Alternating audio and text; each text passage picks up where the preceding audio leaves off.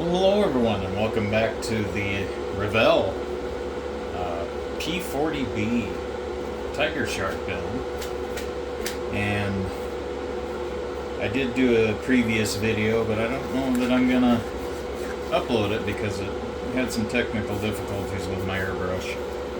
Basically what I did, as you can see, I've been testing here and I had some splatter and some drippage, but no paint was coming out.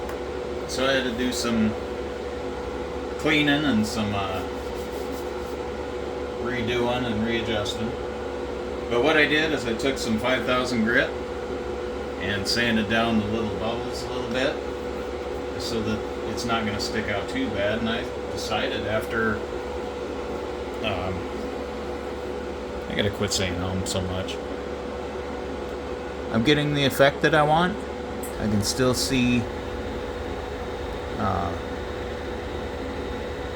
kind of like my grid pattern like I got up here. Got a little crazy. Wasn't very straight with my lines. But I found out my paint was, after I realized it was quite a few years old, I bought a bunch of supplies and didn't get back into modeling until recently. And use my pipette or whatever they call these things, a little dropper. Got my thinner in the airbrush, got into the paint, and I pressed down in there and it was like sticking it into mud. Come to find out my paint had solidified quite a bit. I put some thinner in it and I mixed it very thoroughly. It seems to have come out of it, but I think that's the reason why it was more of a clear than the gray. I think it was just the separation. It was probably more the thinning portion of the paint than the actual color getting on the model. But just a little background of what I discovered. I still not 100% sure, but I'm guessing that was from thinner, because that's exactly where I was holding the model, or some contamination on my glove. But I would like to make this about half is what it is right now.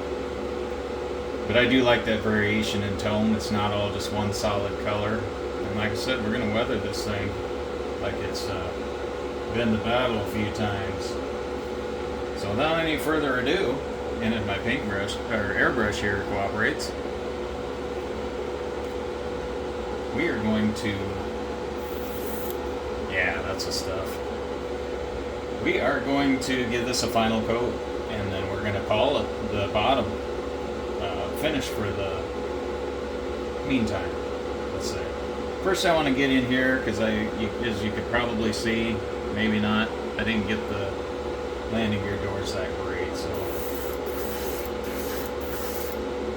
let's kind of outline them first. That looks better. Let's go for the nose. Oh yeah, we're actually getting some color now.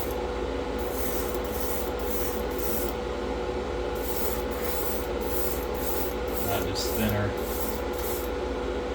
Yep, I think this is gonna yield the results that I was hoping for.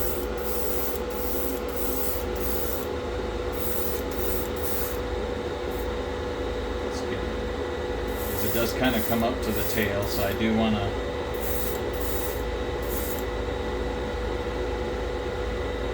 Yeah, that's looking a lot better. Let's get the tail and my hand at the same time, shall we?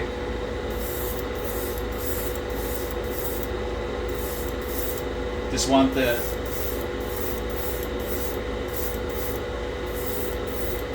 Oh yeah, that's even going to look better. I think when that dries, you're hardly going to see anywhere where them bubbles were. But see how much more of the gray's coming out instead, and it doesn't look as glossy. It was looking really glossy yesterday, and pretty sure I was probably, maybe, what would you say, 5 to 10% paint to whatever the thinning agent was in the paint. Not getting that really glossy effect. That's the first thing I thought of, was like, is this clear coat? Just goes to show, you can shake your paints all you want, but if they're a few years old, you might want to throw a mixing stick in there. But yeah, I'm liking that. I'm actually really liking that.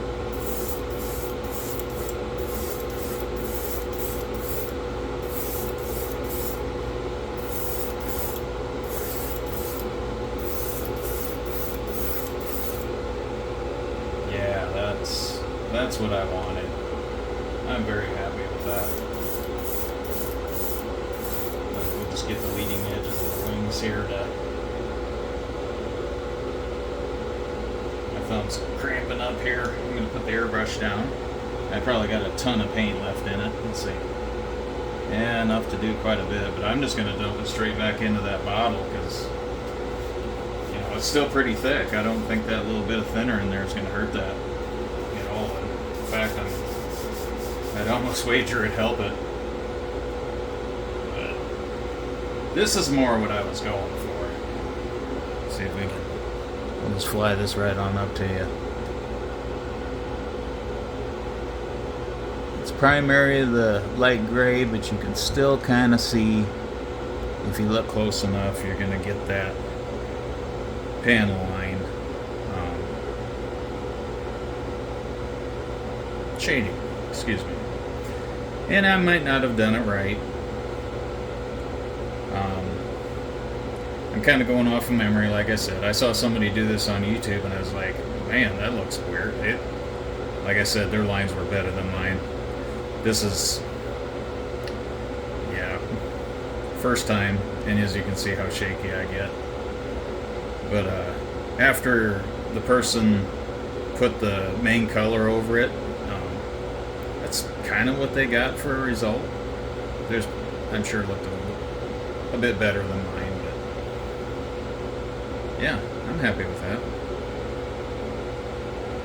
Now, if only when we lay the green on the top, I hope it turns out that well. And then we also got the brown camouflage to go over it. But a little bit in the light there. All those extra details. And that's where our bubbles were. Maybe I'm shaking too much I better do both hands.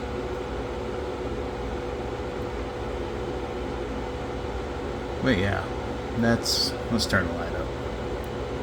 Whoa, not that bright. Yep, you can kind of see it through. Gives it a nice tone to the paint, so it's just not one solid color. Anyways, I'd like to thank everyone for watching. We're going to let that dry for a while, and then we'll mask it off and paint the green. I'd like to thank everyone for watching again, and we'll see you guys next time.